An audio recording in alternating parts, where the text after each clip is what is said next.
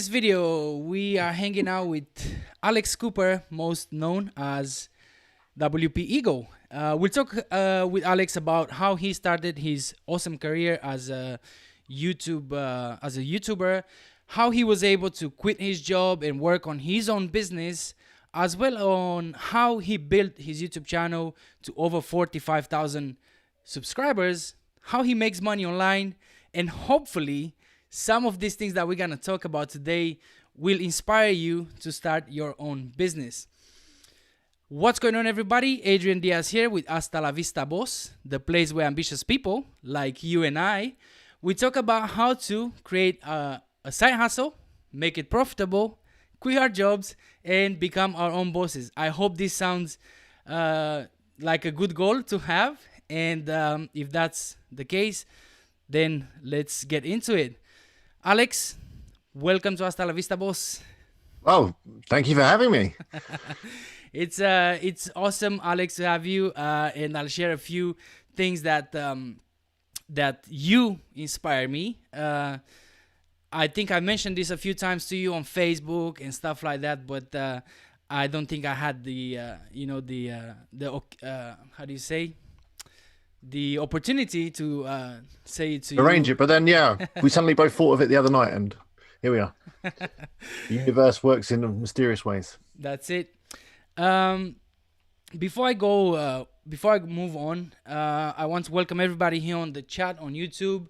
Ahmed, Dana, Sitek, Helen, Steve, Alex Muggs, Alex Cocker. Who else is in here? It's everybody here. It's a full house. Wow, I never saw so many people. And that's thanks to you, Alex. So if you guys have any questions, like I've seen Carl as well, Excellence, Excel. If you have any questions, drop the question in the comments in there. Put some asterisks or something so I can see the question. And if you're brave enough, you can join us here on the live stream. The link to the Zoom meeting, it's on Facebook, on Alex group Facebook, or on the Hasta la Vista Boss Facebook group as well. Alrighty, let me get back to you, Alex. And I see that the background on the screen here, and it looks so awesome. Thank you. For those who don't know you, Alex, do you want to introduce yourself a little bit, like who you are, what you do, where you're based? Yeah, sure. Well, so for those of you that haven't seen my stuff before, I've got a channel on YouTube. I create videos around, I originally started creating videos around WordPress, and then I moved into creating affiliate marketing websites with WordPress. And now I guess the majority of my content is around affiliate marketing and making money online. But obviously we still use WordPress quite a lot because it's probably the best thing to use to create an affiliate marketing website. So yeah, I guess my channel is a mixture of WordPress and affiliate marketing and putting the two together. I try and keep it real. I'm not one of those polished guys with a Lamborghini or anything like that. And I've got a very messy office. I'm very unorganized, as any of my regulars will know. But, I just try and share what I'm doing. I've got a case study site, actually, that I've been working on it for the last year, and been posting regular videos on how that's doing and all the work I've been doing on it. And, everyone seems to really enjoy that. And the site's doing really well. I think it's on for its best month ever, probably this month, which is weird because I'm in a niche. It's roof boxes. If you haven't seen it, the roof boxes you put on your car to take around extra stuff, which I thought would be in decline because people aren't going camping as much as they were because of coronavirus and everything. But yeah, this month looking really good, even after the Amazon commission changes as well. So obviously I'll do an update on that on my channel soon. That's awesome. That's awesome stuff. Where people can find more about you? I mean, it's what's the best place actually people to find more about you and what you do? Just check out my channel, WPEAGLE. You find it. I'm sure Adrian will put a link somewhere, maybe below this video, to the channel.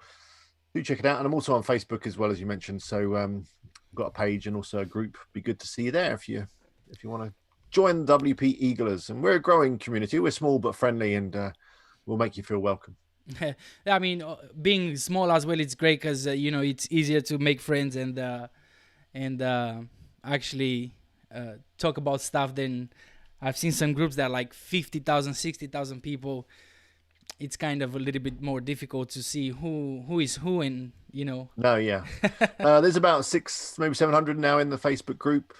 And yeah, we've got a lot of crossover. So Helen's in the chat and Yeah. Carla's in the chat, I see, and Sitec and Dana, they're all in the group. They've all kind of been networking with each other, and they've made relationships. And I know that Helen's been working with a few of you guys, and there's a lot of crossover. So yeah, and we're all just sharing experiences, because I think one thing that people forget when they're thinking about working from home and being their own boss is that you start to kind of miss out on the human interactions, because when you work for someone else, you tend to go to a place of work, you go to an office or whatever, and you get to meet people and talk and share your work with other people.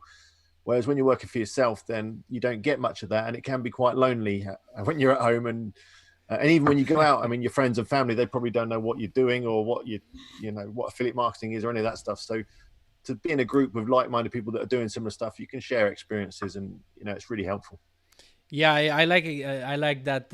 I like that idea, and I mean, I'm a social guy, and I make friends easily. And if I don't have someone to talk to about this stuff, I go crazy. I go nuts, because because most of my friends, they're construction workers. They don't understand things about internet, and Google and SEO and stuff like that. So they don't know what the hell you're up to. Yeah, what the hell is this guy doing? He's doing some shady stuff, stealing stuff.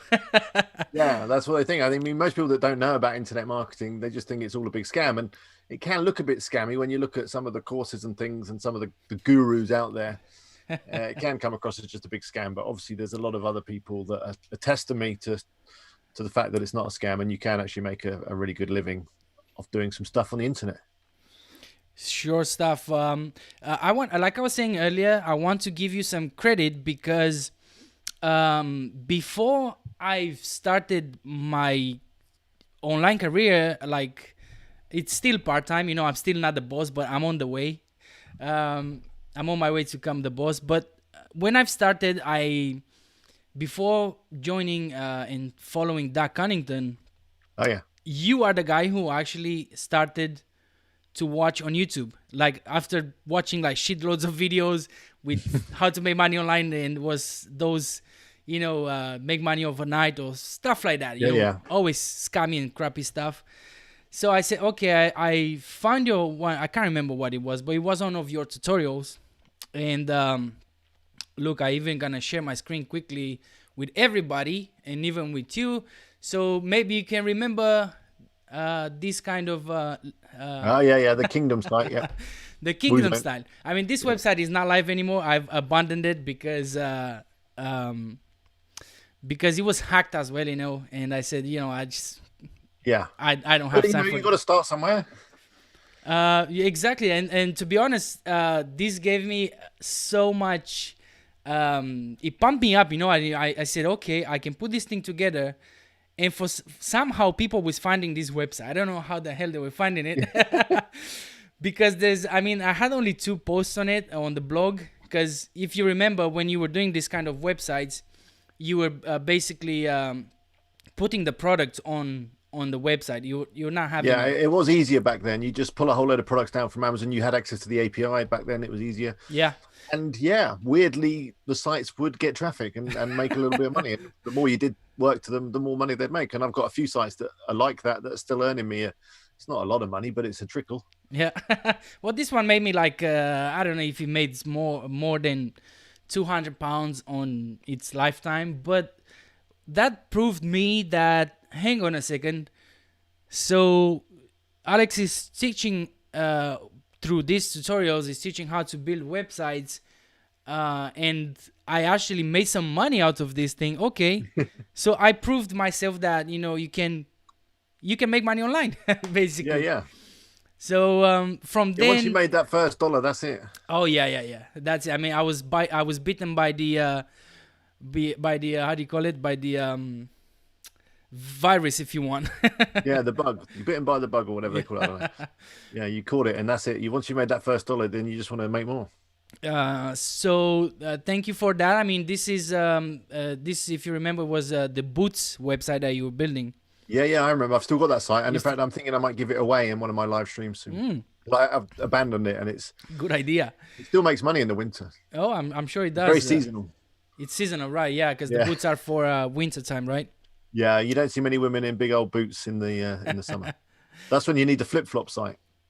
Yeah, yeah. So that's when I mean, after I've done this website and I've kind of proved myself that okay, so you can actually create a website, put some products on it.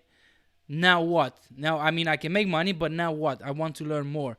So that's when I started to follow Doug Cunnington, because you had an interview with him selling a website, for $250,000 or something like that. But Yeah. He sold his first site for 70,000, was it, or more? I don't know. yeah, it was nice money. Yeah. But yeah. So thank you for teaching me how to build a website. Basically. Well, thank you. That was one of my most successful tutorials on YouTube. In fact, that one. I don't know how that happened, and I find that with YouTube, you just keep putting out content, and each video gets a similar amount of views, and then suddenly you do one, and it just gets this momentum going, and just goes to the moon. And it was happy days then. I mean, I regret a few things. Back then, I was recommending HostGator as my hosting partner, which was fine. I used your link.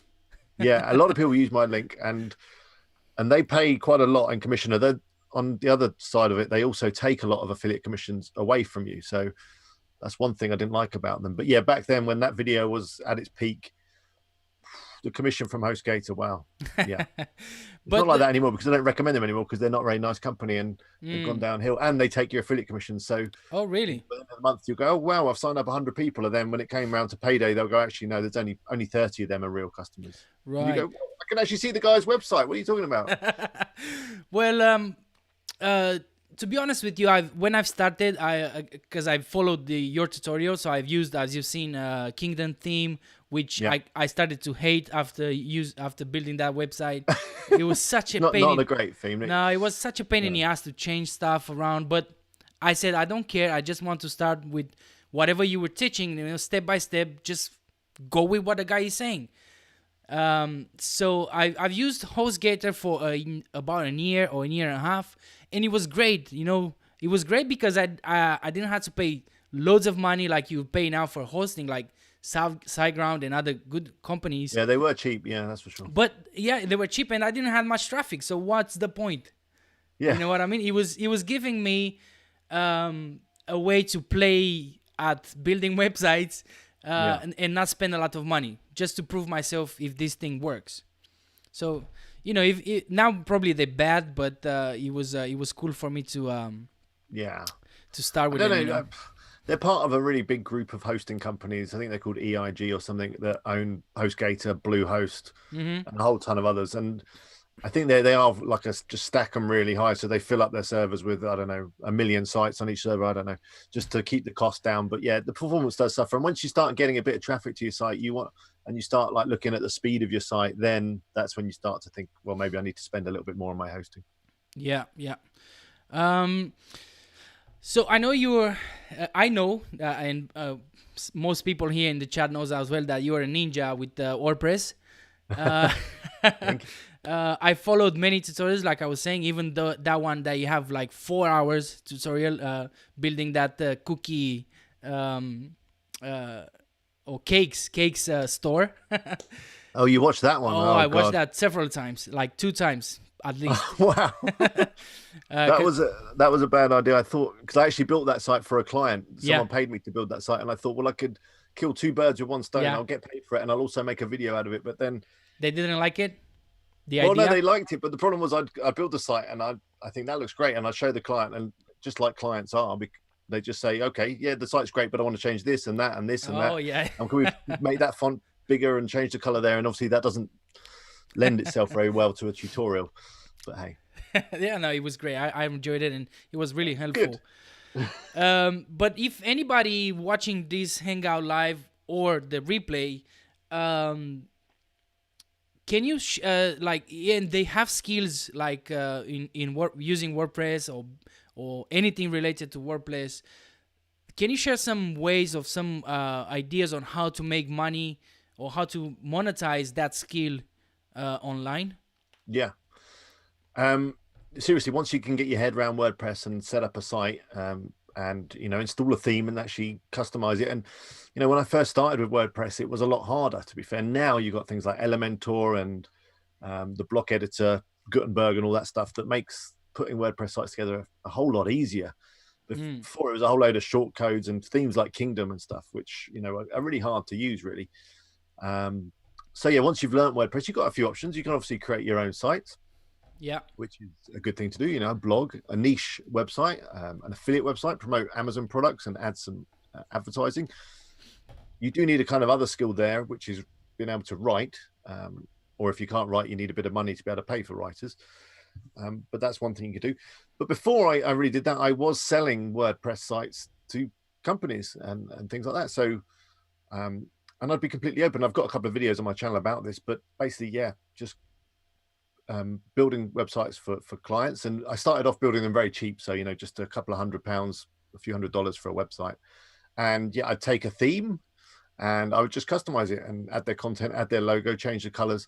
And I'd never sell myself as a web developer. I'd always explain from the front that, what I'm going to do is I'm going to take WordPress, I'm going to take a theme, a premium theme, I'm going to take some premium plugins, and I'm going to put together a website for you. And clients were fine with that. And in fact, they quite liked it, because that would then mean that if for whatever reason our relationship broke down, they could find another WordPress guy who could take it over.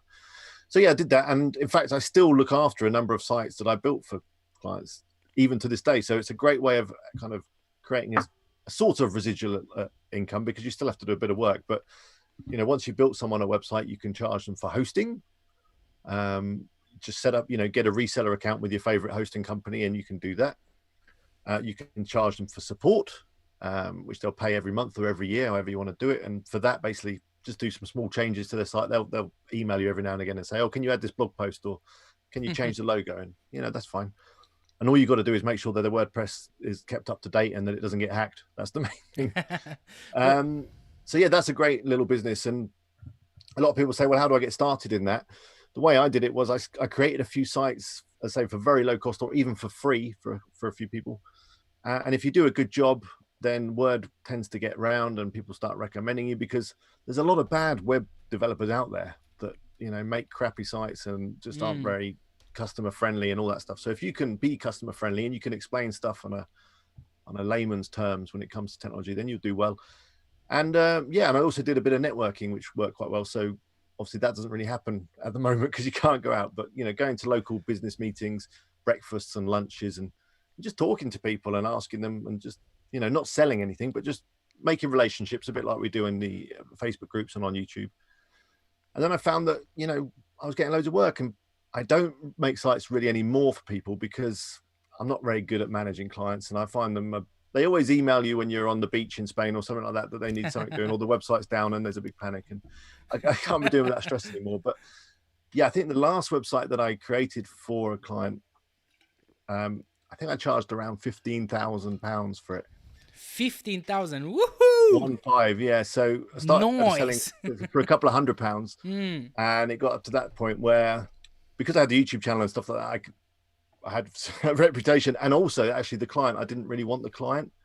So I thought, well, if I charge a load of money, they won't go for it, but they still went for it. And oh well. But it had WooCommerce. It wasn't just a blog site. It was an e-commerce WooCommerce site. But yeah, I still didn't charge enough, I don't think. But that was about the last one. But that's nice money. So it means that you can make actually, probably it's not going to be a residual income, but you can have a business around your skill as if you learn how to use WordPress and how to just build websites in general. Yeah. Do you remember how long it took you for you to say, okay, I can make money with I can build websites for clients? How long it took you for you to learn those skills to the point to say, okay, I can build websites? A lot of time, I'm of the kind of mindset that I'll learn a lot of it on the job, which did cause me some pain at a few points. I remember there was one particular example where I went to see a client. I was introduced by a contact of mine, and they'd obviously said how wonderful I was and everything. And I went to see them, and they had quite complex requirements. They wanted to sell like events event tickets. So I was like, yeah, fine, we can do that. And then they said, yeah, okay, when we sell events, we want to have like a seating plan so people can select their seats. And we also want timetables because we do lots of activities. It was a gym. And we want this and that and this. And I was just like, yeah, it was fine. And I was just thinking in my head, well, WordPress can do anything. I'll just get some plugins. It'll be fine. So I ended up building a site, and it ended up with like 40 or 50 WordPress plugins, and it started to creak and run really slow. And yeah, that was a bad experience. And I kind of learned the limitations of WordPress there. So yeah, a lot of it, I was kind of just winging it a little bit and learning as I went. And most times it was fine because there's a lot of good plugins out there and a lot of good themes. And once you get to know a few of those, then you can confidently sell. You know, like I know that Gravity Forms is really good for forms, and I can do fairly complex stuff with that. I know that WooCommerce is good for e-commerce. So that was fine. But yeah, I think my one bit of advice would be just, it's okay to wing it a little bit, but just don't overstretch it. WordPress does have its limits. And if they want absolutely everything, then you might have to just step away and say, actually, you might be better with a more bespoke solution for that. And yeah, that might be better for them. But generally, yeah, I was fine. And I just learned a lot on my job, on the job. And I say most websites are pretty similar. They just need a nice looking theme, a form, and a few other bits and bobs. Yeah, I'm terrible with building websites. I think I really, really have no skills in building websites. Even if it's just, Elementor, using Elementor, I'm just bad with it. But nevertheless, if you want to save money, you'll have to do it yourself and learn how to do it. The more you do it, the better that it'll get, and you just learn little things, little tips here and there. So I was quite bad at the kind of making websites look really good. So I followed a few videos on YouTube about design, and I just learned that things like making sure all the spacing is all even. And people on my live stream will know that I'm obsessed with padding and stuff, and making sure that everything lines up nicely, because it can make a website look really, really nice or really, really bad. And it can just be a few pixels here or there that make the difference. Yeah, it's true. And now you're mentioning the codes and all that stuff. That's another thing that I've learned from your tutorials. Even if it was like just a few things, like the padding, and you were using that awful theme, Kingdom theme, and you have to adjust a little bit here, just a little bit there, but it wasn't working. So you will go and you would show the source code, and you would do this, and I've learned some stuff from that, honestly. Yeah. For ages, I was scared of touching the CSS, and but then, yeah, once you actually dive into it and you realize that it's not actually as complicated as it appears at first glance, and you can make a few changes and make your site look better. It's such a satisfying feeling when you do that and you get it working. And you might have to play around with it for a few hours, and there's a bit of pulling your hair out and all that. But once you get to the end, and the other thing I would say is that I've got a couple of proper WordPress developers in my contacts that I've just met on the internet, in forums, Facebook, wherever. And I always have them on hand. So if there is something that I can't do, I can send them a message, and generally it'll just be like $50 or whatever, and they'll fix my problem. Well, that's another good thing about networking. So you can make friends that have skills that you don't have, or you simply... and just pull on them when you need them. And again, that's a business there just by knowing these people, because clients will email me and say, oh, can I do this to the site? And then I'll just send a message to the developer and say, can we do this to the site? And they'll go, yeah, it'll be $100. And I'll go back to the client and go, yeah, I can do that. It's $300. And they go, fine, that's great. And everyone's happy. Yeah, I know. It's I've seen that with SEO, with anything, with anything. Yeah. You just, and I know people that left UK and they are in Thailand somewhere, and they're making some serious money without knowing anything about SEO, but they know about sales. So they sell the service to companies, but then they have someone they are sourcing the job somewhere in the Philippines or India or whatever, Yeah, well, I think that's how all great businesses start. So before I was doing YouTube, I had an internet marketing agency where we help people mainly with Google AdWords. And this was a good, maybe 10 years ago. It was quite a long time ago, when Google AdWords was quite a new thing and people weren't really aware of it and whatever. And I was actually had a Wi-Fi business at the time. So that's how long ago it was. Wi-Fi was quite new, and most laptops didn't have Wi-Fi. You had to, install a card to get Wi-Fi, and So I had a business doing that, which I hated because it involved crawling around in ceilings, and the Wi-Fi never really worked properly. So constant clients saying the Wi-Fi doesn't work. But I met someone there at a networking meeting who was doing this Google AdWords. And they said, do you want some more Wi-Fi clients? And I was like, yeah, this sounds really good. So they did some work for me. They set up some Google AdWords, and suddenly I had all these clients coming in, which was good, but also bad because I also had to then go and install loads of Wi-Fi networks that didn't work very well. But I just thought, wow, this is amazing. So he was really good at Google AdWords. I was quite good at networking and getting clients. So I said, let's start a business. I'll get some clients that want Google AdWords. You do the work. We'll have a business. Happy days. And basically that's how we started. And from there, we ended up in California, being invited to Google as like VIP guests. We had an office in London. We were doing Google AdWords for really large companies that were spending, thousands of pounds a day with Google. And yeah, basically I did the chat and got the clients, and he did all the work. And it was a great business. And we grew to about 6 or 7 people, and they were all contractors, and it was kind of the same principle. But yeah, you can definitely build a business just by having a good network of people with different skills. That's awesome. That's awesome. And, for everybody who wants to start a business, there you have it. You can do partnerships if you want, I know about the YouTube, about Google. Well, let's make something together. I make the videos and send the people to this, and it's it's like Michelle says in here, it's a win-win situation. Exactly. I think business should always be win-win. A lot of people have got that old-fashioned idea that when there's a sort of transaction or a deal, there has to be a win-lose. But no, the best businesses, everyone should benefit from what's going on. Let me go quickly to the chat, and I'm sorry that usually I go much more to the chat, but tonight the chat is way too fast for me. And I know you, Alex, you're used to this kind of stuff. You have 200 people last time I was watching on the chat. I can't, but I just want to say hey to Stephanie. She wasn't there at the beginning. Michelle. Again, if you guys have any questions, I know you all know Alex, but yeah, fire them out. I've got the chat here as well, so I can see it coming past. Sweet. Let me ask you. By the way, before I move on, I know that you guys had the office in Regent's Place. Regent Street, yeah. Regent Street, yeah, and I used to work there in Debenhams. Okay, yeah. Yeah. I used to work in Debenhams for 2 years in Oxford Street. That's a very busy part of London. Oh, it's very busy and it's beautiful. I love it. Yeah. Do you know there's a question that comes so often in the Facebook groups? I bet in your live streams as well. It's like especially for beginners, they want to build a website, but they say, okay, what theme I need for my website?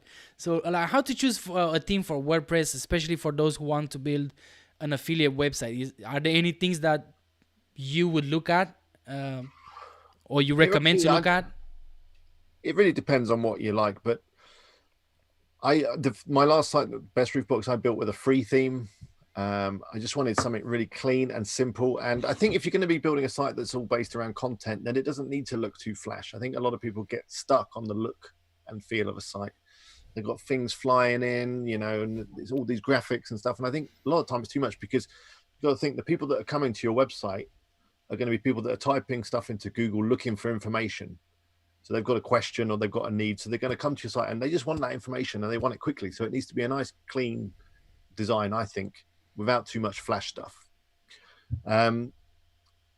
If you can, I would go for a premium theme, generally because you get better support. So if you ever have a problem, and whenever I was selling websites, I'd always go for premium stuff, because if it didn't work, you could always reach out to developers and they'd help you.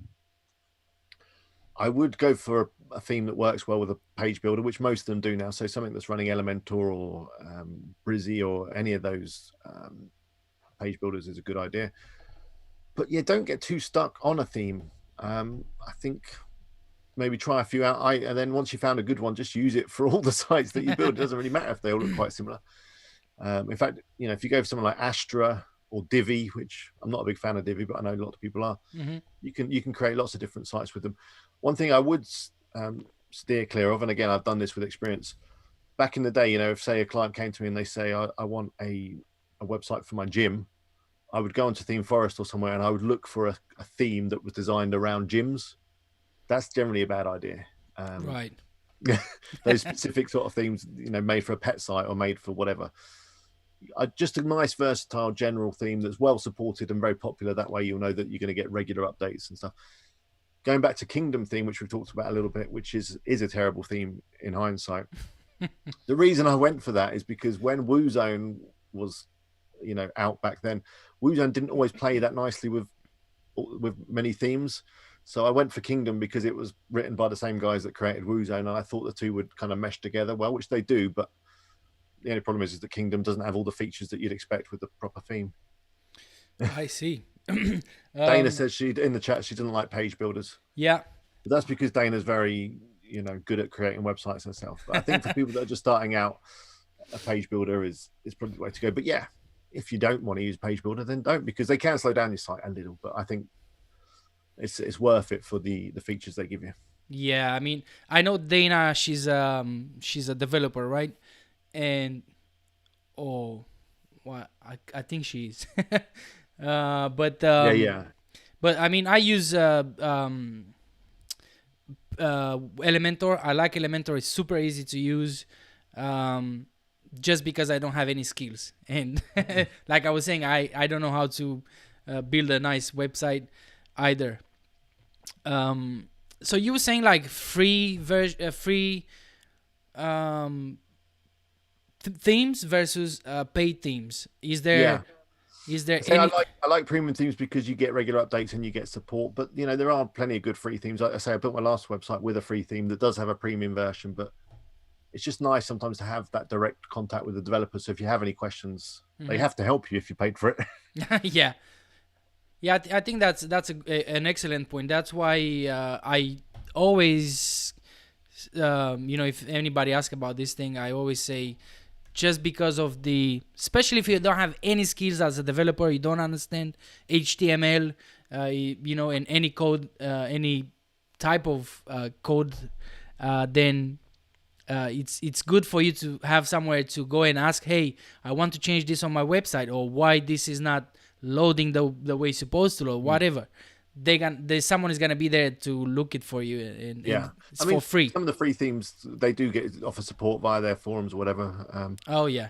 With the premium things, I've even had developers help me with like custom stuff. I'll say, "Oh, can the theme do this?" And they'll say, "Oh, no, it can't, but we can customize it for you." So there's a couple of questions in the chat now. I've put one here from Steve Wing. I don't know if he's saying that would you ever consider writing an ebook on the whole process? I'm not 100% sure. The whole process of making a site, or just life in general. I don't know. Yeah, I'm not very good at writing. Or maybe of the business, building a business. I don't know. Yeah, I could do. I probably should. Yeah, I mean, everybody's writing a book now. Yeah. You should get one of yourself for yourself as well. Alex is asking, does your missus work with you, and what did she think when you decided to on going solo, like working from home, maybe? That was a long time ago. I met her. I think at the time I had already sort of started the Wi-Fi thing, so I was already on my own. And there was a point where she was working with me, and we had a little office here in Bedford, and she was doing my accounts and all that kind of stuff. And yeah, it didn't work out very well. And what I learned from that is I found that keeping family and business and friends separate, not friends and family separate, but friends and family separate from your business is what works for me. And she's still a shareholder in my company, which is just us. But yeah, she had a job for quite some time in the local brewery here, so that was fine by me because she worked part-time there, and we got to get lots of beer and go to lots of beer events, so that was good. Yeah, I mean, I'm not working on my own business like full time, but I get like your pain because my missus will be here all the time. Not, I mean, she is helpful, she does support me and all that, but I don't think we're gonna be able to work together. No. to be honest. And we used to work as we used to be live in Spain before UK, and we used to work in casinos and 5-star hotels and all that. And we used to work together, but it was a nightmare. Most of the times we would find, but when it goes bad, it's bad. Yeah, exactly. We fight quite a lot. I know there's a lot of family businesses that work just fine, but yeah, it's not for me. I'm not 100% sure if there's any. There's another question in here. If until I get to the next question, let me ask one of mine, if you don't mind. Like, how did you? How did you start with your YouTube channel? Because I'm a beginner. I'm a small YouTuber. Like, how did you start it, or why was the motivation behind your channel? Well, when I had the internet agency, I was meeting lots of people that were doing different internet stuff. So I met a couple of affiliate marketers back then and could see that they were making some good money online. And I found myself, I was watching a lot of YouTubers and I was fascinated by them. People like PewDiePie and some other YouTubers that have kind of fallen away now. In fact, their channels have disappeared. But I was watching these guys and I thought, wow, that's the life. You just make YouTube videos and, they're making loads of money from the advertising and other stuff. And I just thought, I'd love to do that.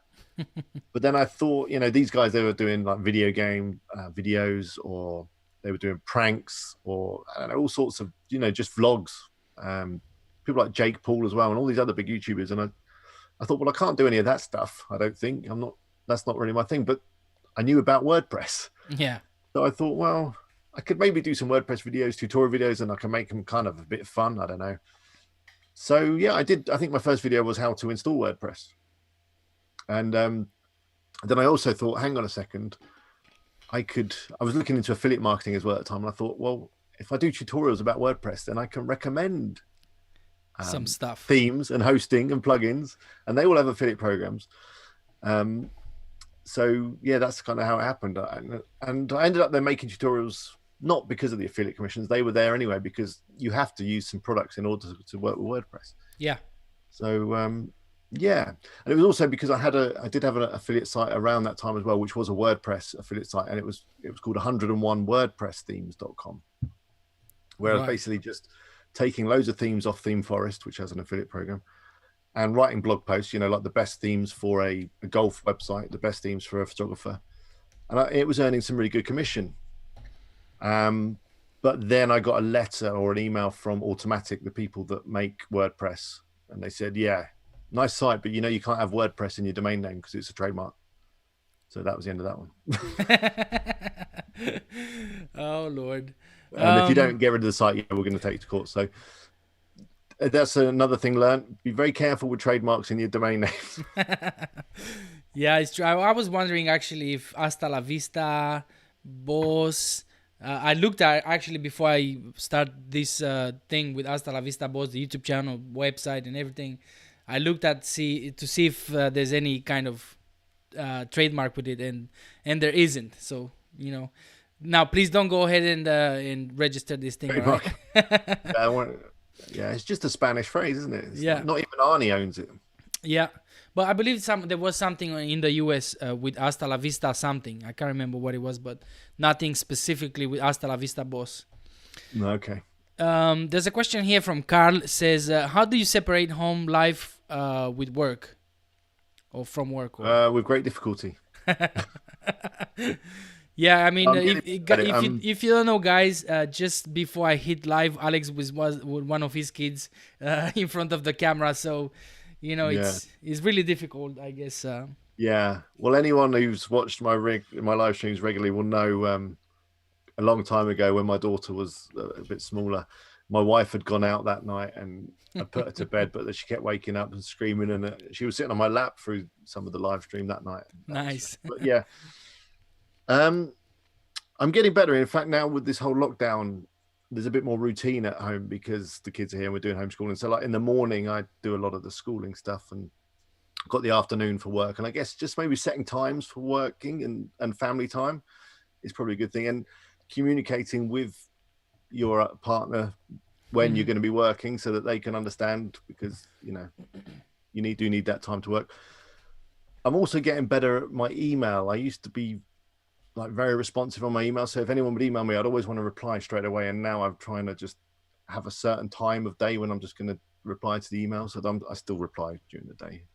Trying to not look at your phone as much is a good way of doing it as well, because there's always a YouTube comment to reply to, or there's always an email to do. But no, it is a challenge to separate work and home, because when you haven't got a job, work and home life and just life in general, it's all just one, all just becomes one. There's no start and finish for work, because you work whenever you can, don't you, when you're at home? So I do a lot of work in the evening as well, in front of the TV and on the laptop or with the wife. Sitting there watching TV on her laptop as well, probably. But yeah, it is a challenge. It is a challenge. But you just got to definitely say, I'm not working today. If you got something planned, then you got to just say, I'm not working today. I'm not going to look at my phone. Not going to look at the email, whatever. Yeah, and I'm sure that it's so difficult to do. It's easy to say, difficult to do. Very. Another question from Alex Cocker says, I know you're doing giveaways at the moment, or you're not doing, or you're doing, but do you still plan on selling any of your existing sites and documenting the process and all that? I plan on selling bestroofbox.com, which is my current website. Whether I'll sell any of the other ones, I don't know if they've got any value. I mean, some of them are earning a little bit of money. Yeah, maybe I should, because a lot of people are interested on how that process works, and maybe I should list one up on Flipper and just see what happens. I mean, I'm sure that Phil's here. Phil is here. Yes. Hey, Phil.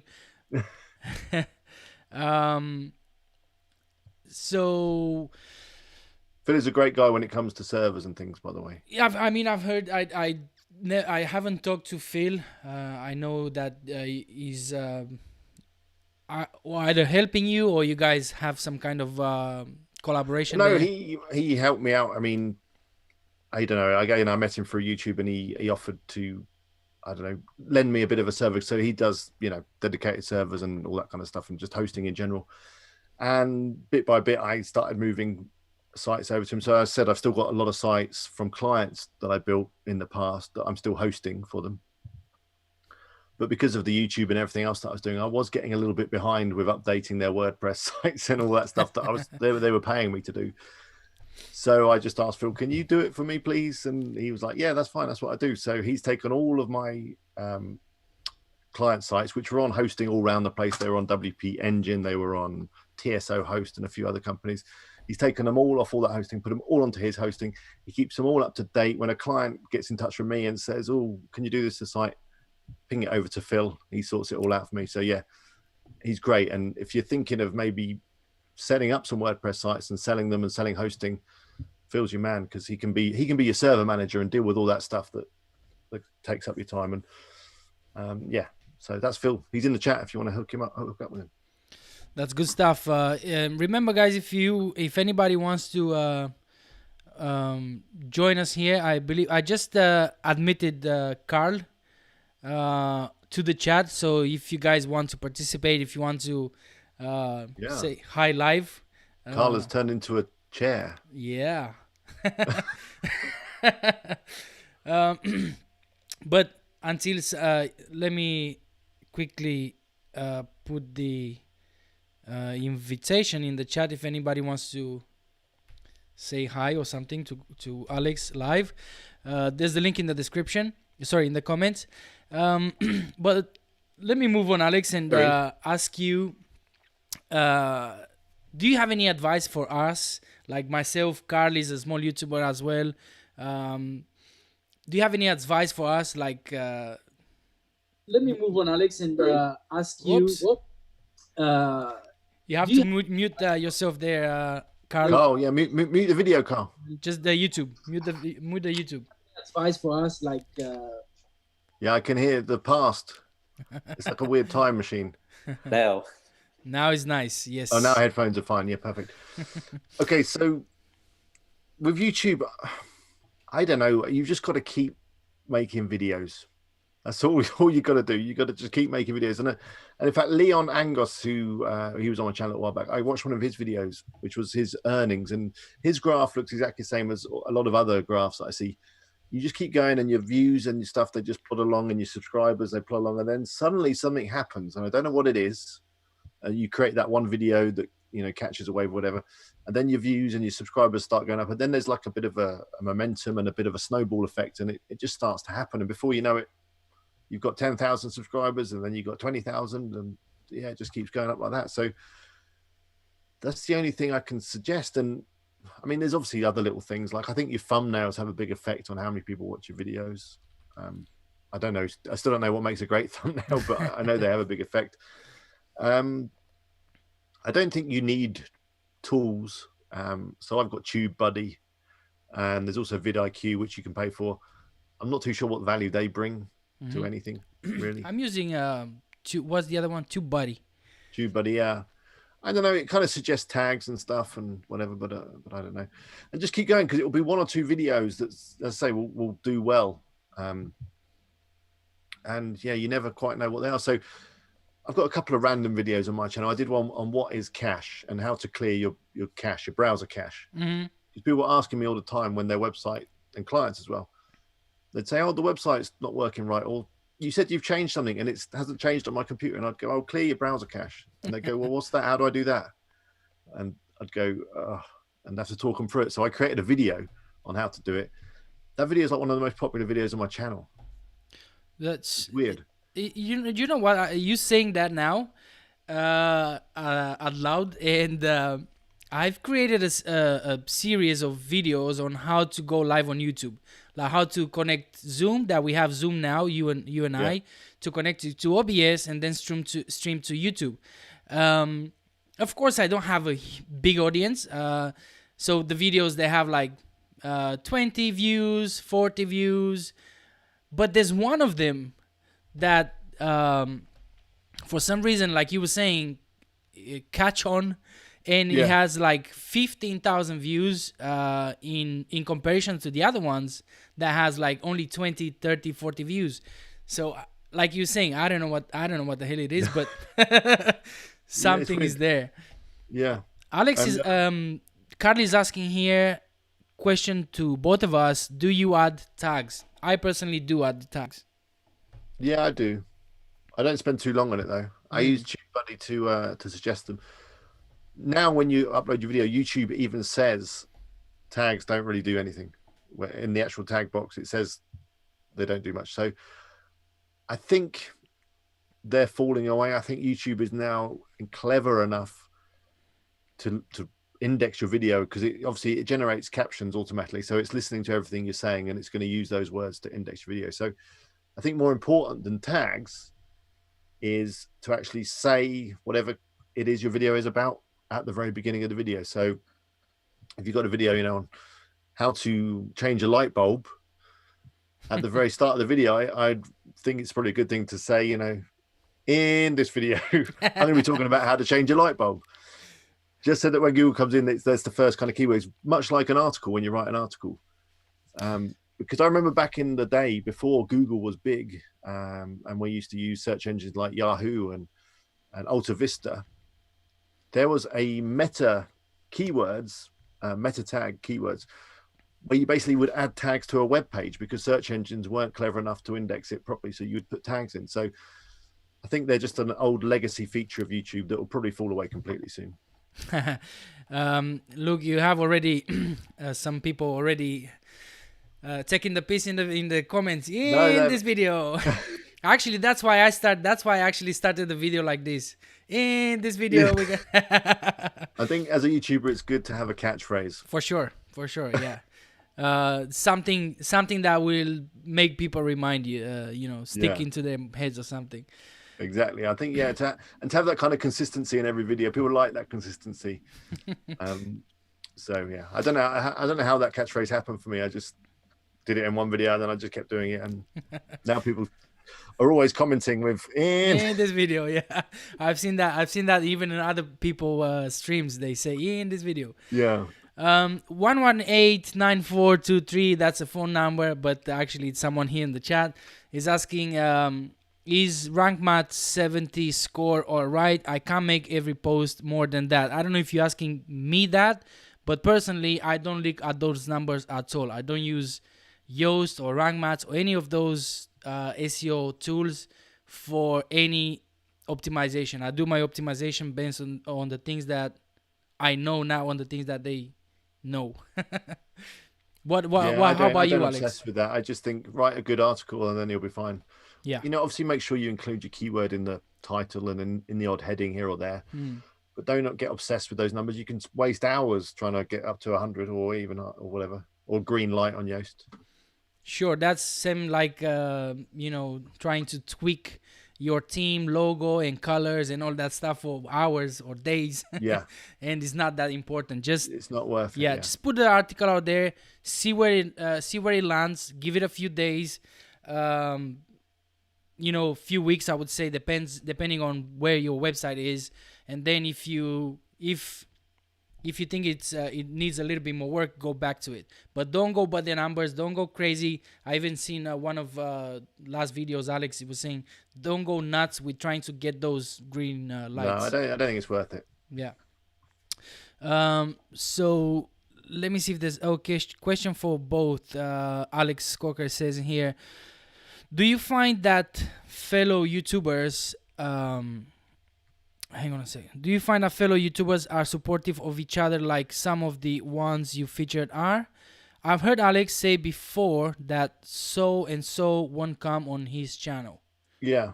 I don't think I've ever been declined. We were talking the other day, I think, on the live stream about a bigger YouTuber that might be, because they're bored. Alex Becker, I think they might come on channel, but no. Even some of the bigger ones like Income School have got a bigger channel than me. They've come on my channel before. No, I found most YouTubers are supportive, so it's definitely worth doing. I'd love doing collaborations and doing these kind of videos. I think it's a great way to create content. And I'm also lucky enough that where I live here, I've got a direct train line into London. Not that I'll be going on it at the moment, but before. And I come into London at King's Cross, and right next to King's Cross, there is the YouTube space, it's called. And once you get over 1,000 subscribers, you get invited to events down there. And in fact, they've actually got free, full kitted out studios that you can use if you want. I've never used them. I don't need them for my videos. But I went to a few events there and I met all sorts of different YouTubers, people that only had 1,000 subscribers, all the way up to people that had 1 million subscribers, covering all kinds of different topics, Pokemon, beauty, all kinds of random photography, loads of random things. And yeah, they were all really friendly, and we shared some great stories about YouTube. And yeah, so I found most people are supportive. Maybe some of the big ones won't give me the time of day, but they're busy. They get a lot of messages. Exactly. I believe that's one of the things. Now, I know you've been with Emilia Gardner the other day on your channel. Yeah. I like Emilia a lot. She actually is the one who inspired me to go out and talk to Doug Cunnington that I've known for years. And I didn't have the courage or maybe something to go out and say, hey, Doug, do you want to come on my channel? Then I went to Kyle Roof, which is another very known person in the industry. Then Misha Suski, then this, then that. And what I know is that most people will do collaborations with you if you're a small YouTube channel, but you have to be serious, and as well, they need to have the time, Yeah. Carl's just suggested, Catherine, her channel has exploded incredibly fast. But again, she's following what I just said. She's creating fantastic content regularly, like a couple of videos a week. So I'll reach out to her. I don't know if she would be up for it. Maybe. She's overtaken me. I think she was on like 20,000 when I last looked at her channel.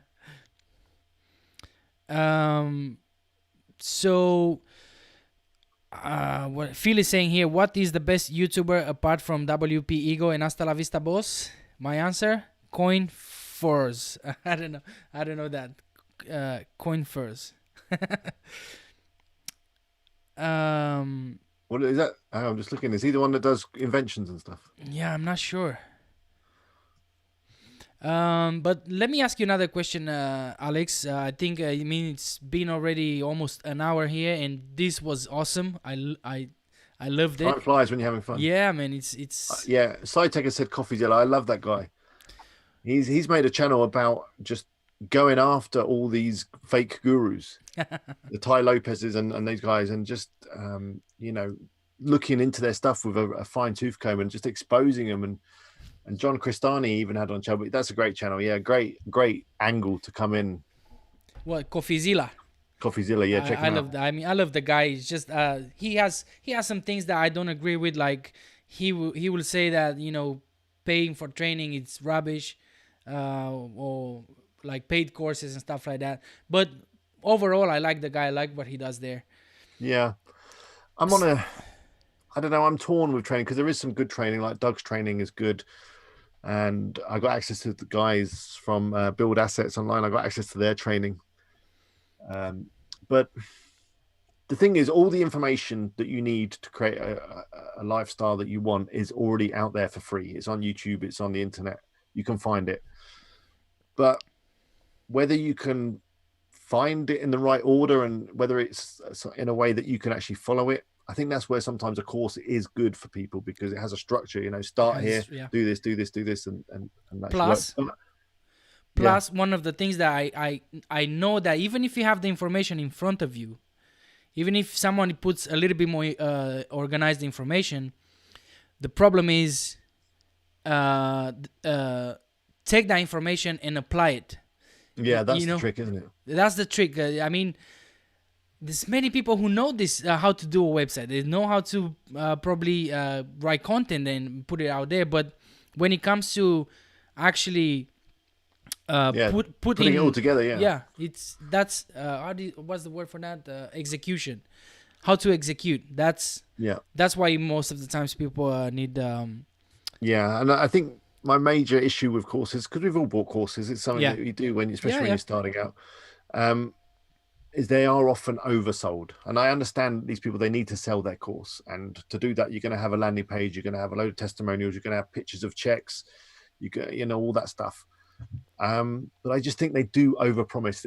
They're sold like a magic bullet, like you buy this course and then that's it, next week you're going to be sorted, you're going to be rich. And we all know it's not going to be like that, because they can't tell you which niche you need to create a website in. They can't tell you which products you need to promote. They can show you how they found good products for them, but whether that's going to work for you, I don't know. It's a different story. Yeah. So I think courses do have their place, but I think a lot of people maybe buy too many courses and then they never actually do anything. Exactly. Yeah. You're surrounded by a lot of courses, but they don't do any work. They don't actually start anything. That's the true story of people who try to do something. They buy, they don't apply. They buy, they don't apply. Oh, that's it. There's a little rhyme there. There you go. So I was saying it's about an hour, Alex. I have a few more questions if you want. I've got 2 or 3 more. So Steve says here, Steve Michener says, do you do much keyword research or mainly find good titles to write naturally, or go by numbers in keyword tools, etc.? I think that's the question. Yeah. I used to get obsessed with the keyword research and doing, keyword golden ratios and using loads of keyword tools.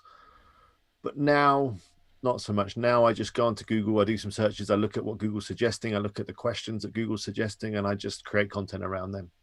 And that's it. Sweet. I think maybe when you're starting out, and maybe if you've got limited resources and you just want to create articles that have got a good chance of ranking, then I think it's useful to do that.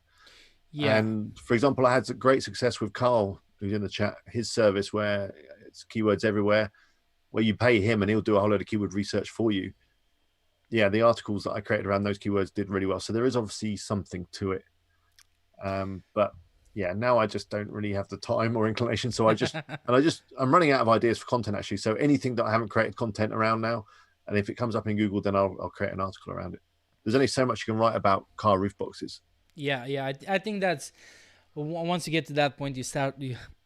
If you're decided to go for a domain name like Alex, he chose an exact match domain, then you don't have where to expand your website. So no, I'm pretty limited. Yeah. Let me ask you, Alex, what's the one thing you wish you'd known when you started? Like one of the things that made like big impact on you, like looking back, when you started your online business or online venture? The one thing I would say is be very clear in your mind what you want from life. The reason I say this, and this kind of goes back a little bit to the training we are talking about, a lot of these guys, they in their videos and that they'll be, flying around the world in a private jet. They'll have Lamborghini, they'll have a big house, and you'll think, wow, that looks cool. I want that. And I thought that that's maybe what I wanted. And when I had my company in London, I thought that's what we wanted. And I thought that we wanted an office on Regent Street and all that kind of stuff. But it turned out that isn't actually what I want, because what ultimately happened with that company was an investor approached us. And I thought, well, that's what I want, because I've been watching Dragon's Den and The Apprentice and all that. So I want someone to come in and do my business. But it turned out that's not what I wanted. What I actually wanted was to be able to work from home, to be able to earn, a modest amount of money, enough money to be comfortable, not enough money to buy a Lamborghini or a private jet. And if you get that clear in your head, it makes everything a lot easier, because to try and earn enough money to buy a private jet and Lamborghini, that's a lot of work and that's a lot of money. But to earn enough just to be comfortable and to have your own time and to be able to spend time with your family and, go up the shop and not worry about how much everything costs when you do the food shop and have a couple of holidays a year, that's more realistic. And if you can get that clear in your head, it makes everything a bit more easier and a little bit more achievable. And it will stop you going down the wrong path. So yeah, with that company, when we did end up with our office on Regent Street and our investor, then it all went wrong. And that was the point that they bought me out of the company and I managed to get out, because it wasn't actually what I wanted. And what I had, which was me and a couple of contractors, and we used to meet up in a membership club, that was actually what I wanted, and that was working way better. And in fact, that's actually what the clients wanted, because when the clients saw that we had this big office, they knew that we're going to have to put our fees up just to pay for it. So yeah, just be clear in your head what you want from life. And, maybe it's just you want to earn a couple of thousand a month off the internet, which is probably plenty for a lot of people. And that would change most people's lives, because that's going to be a lot more achievable than trying to, go for a Lamborghini or a private jet. That's excellent there, because it's, if you have things clear in life, well, where you want to be, what you want to do, then the path to go there is going to be much well, you'll easier. know which path you need to walk down. Yeah. Michelle says here in the chat, only one thing, freedom to do what you want. I guess that's what she wants. Yeah. Carla as well says, I want more freedom to spend time with my friends and family. That's why he works 15 hours a day affiliate marketing to get that.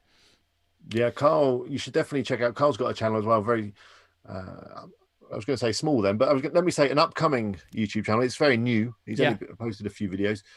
But Carl is one of those people that is very, very focused on, and again, that would be my other bit of advice, focus on one thing. It's very easy as an entrepreneur. I'm terrible at it. Trying this, doing that, registering 100 domain names, starting 15 different websites. It's often better just to focus on something. And Carl is getting extremely focused on that. He wants to change his life, and he's just putting the hours in. And, I'm sure it will pay dividends for him. His site is flying, and I'm sure his YouTube channel will as well. 100%. Stephanie says, good advice. Dana says, I agree. I just want my own place and not worry about unexpected expenses. Phil says, the driver for me becoming a business owner was getting out of the corporate bull crap, I guess. Yeah. That came with working for a large company. Now I get to spend much more time with family and friends. I mean, those are realistic goals in life, I guess. If you want to have a Lamborghini, that's fine as well. That's awesome. But it's not that realistic. Maybe, I don't know if it's you're gonna be. The other thing is, I also think a key thing you want to get with your life is just to remove things that bring you stress and pain.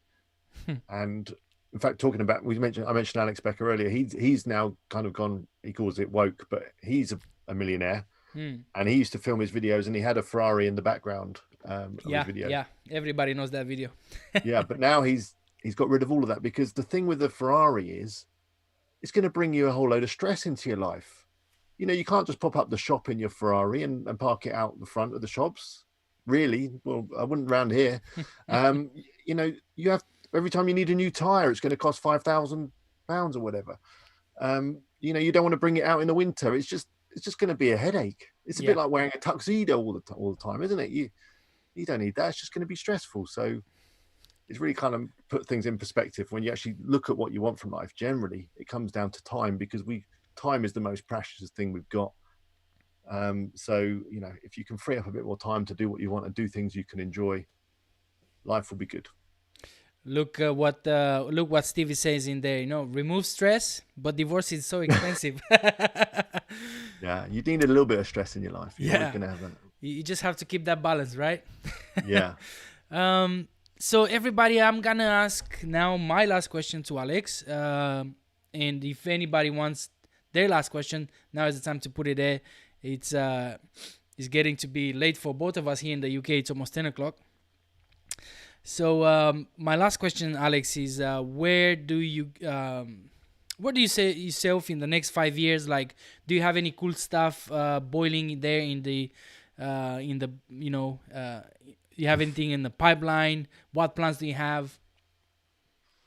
Well, yeah, I'm going to keep doing what I want. I want to obviously grow my YouTube channel some more. I'm going to take my project site, which is Best Roof Box, and I'm going to try and take that through to completion. So I want to be able to build it up to a good 4 figures a month income and then sell it. But before then, I might also explore things like drop shipping, which is an area that I've not done much in. In fact, I played around with it a little while back with AliExpress, and that didn't go so well. I've documented that on my other channel. But yeah, I want to go back to that, and I want to set up a new recording studio, really, because I'm in this really small office. You can't see it because I've got the background on, but those of you that have seen my videos will know that I'm in a really small office. So I also want to tidy the office and then maybe build up into the loft and create a nice recording studio where I've got a bit more room to do some more stuff. But yeah, no, I haven't got any huge plans. Just have more time. It'd be good when we can all go out again and see our friends and family and all that. But just carry on helping people, and that's really, I get a lot of joy out of just helping people, and I get and that's one of the great things about helping people on YouTube is you get a lot of messages from people saying, I created this website and it changed my life, and I really like that.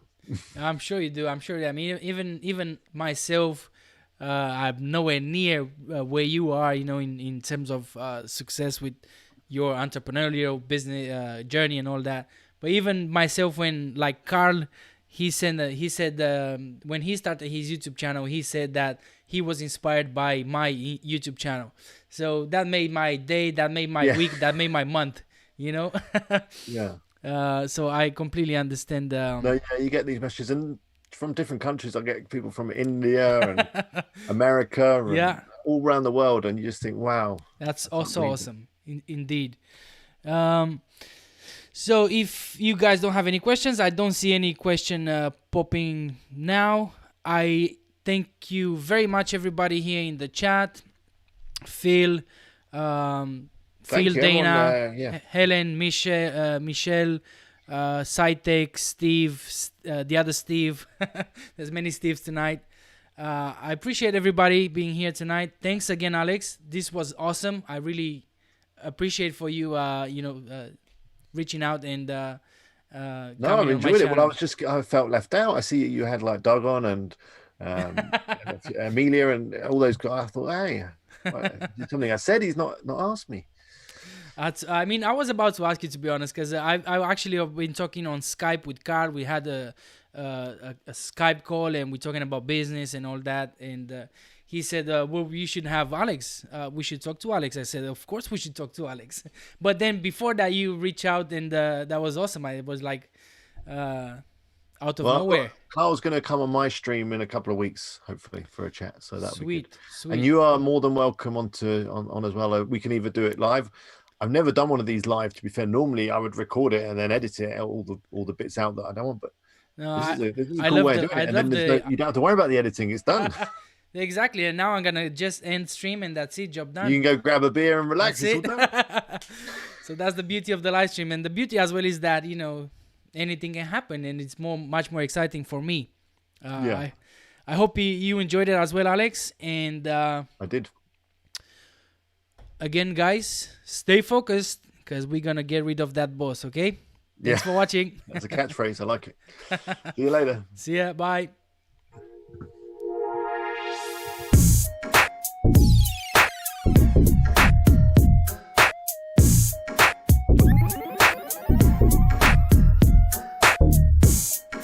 Oh, good.